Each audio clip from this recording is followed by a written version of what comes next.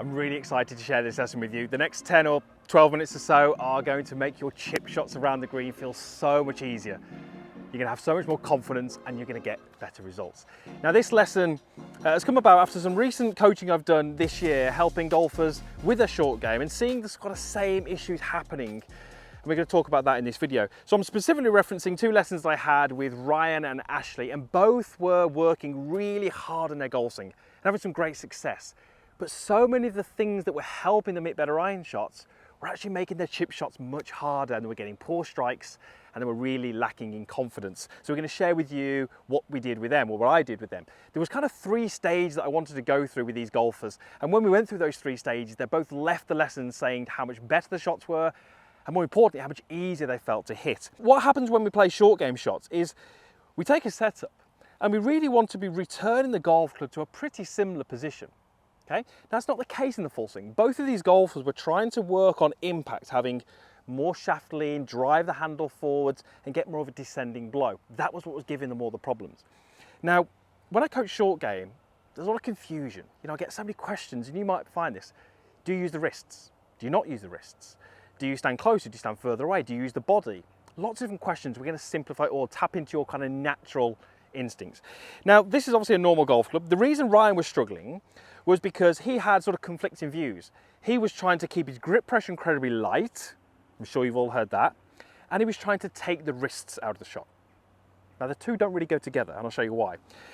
So Ryan was trying to make a backswing with no wrists, and because his grip pressure was incredibly light, watch what happens when I change direction doing that. I'm going to get this kind of cocking or lagging motion in my wrist. Because I'm gripping it so lightly, any kind of change in direction creates this. So Ryan's impact was very much hands forward, shaft lean, like he was doing his full golf swing. But what that does is it raises the club off the ground. So he was hitting his shots very much like this. Catching the top of the ball a lot, thinning a lot of shots. He was kind of dipping down to try and counteract that, really, really struggling. So I'm going to share with you what we did with him, and then as I say, we're going to talk about a bunker shot, which we did with Ashley. So I was going to swap clubs. This is the G-Force golf club. This is a 55-degree wedge. Not a normal club, it's a training device. You can use it on the golf course actually, but it's a training device, super flexible shaft. So I'm going to use this because it's incredible for training short game, because it helps with rhythm, timing and the release, which we're going to talk about now.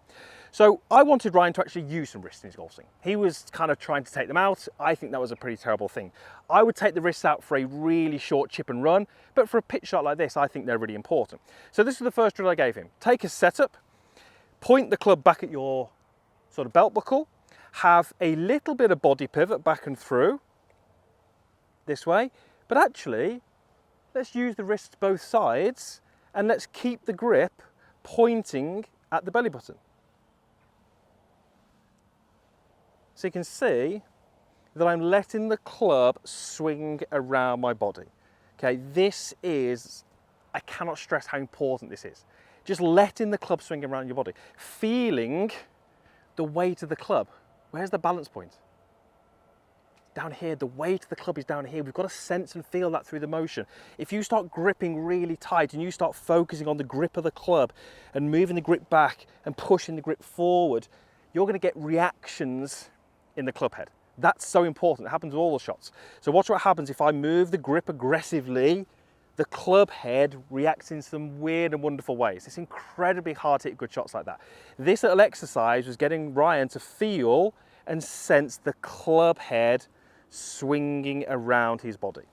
Okay, now this is a great little exercise because you don't need a ball. I can match my body pivot and have that club swinging around my body. It's changing your relationship with the golf club, thinking about this end and saying to yourself, do you know what?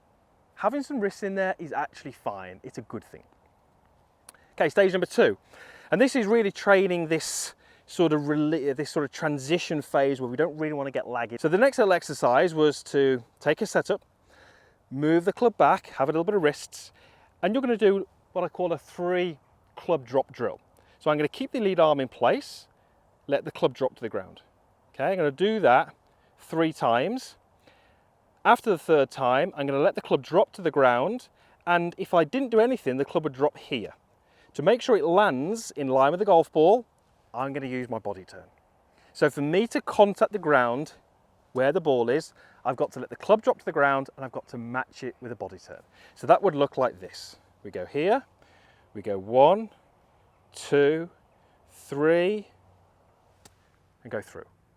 Okay, notice how the club still points back at me. I let the club head swing and I married up the club going down and my body turning. Completely different to what Ryan was doing. Ryan was lagging the club here, the complete opposite move. Now, let's look at your 7-iron swing. Would that have been useful to him with a 7-iron?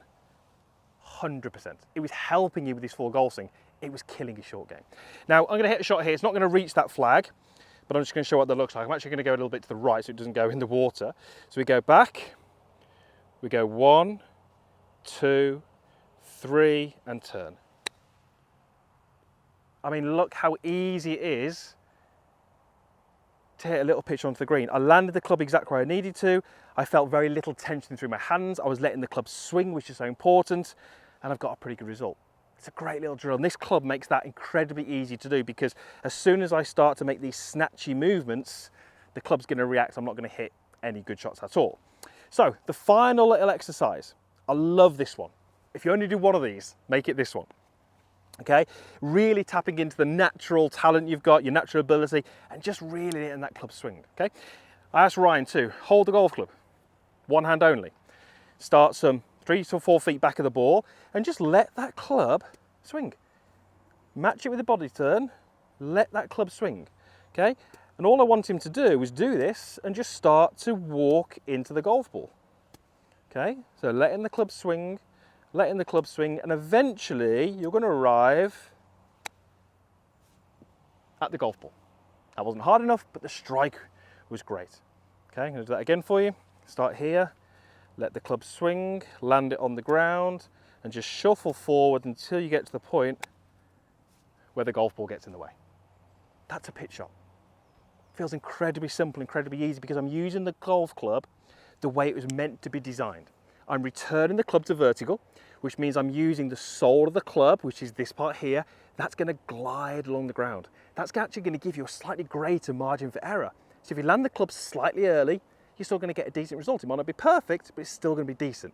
When we start to change the angle this way, when we start to use the wrists at the wrong part, when we start to introduce some of the full swing elements to our short game, we start to push the leading edge down, our margin for error gets much narrower, and we don't hit as good as shots. So I've always seen great short game players be able to hold the club in one hand, and let's say I'm doing a little bit of a chipping exercise, I'm trying to pick the golf balls up, I could just walk up to a golf ball and just chip it.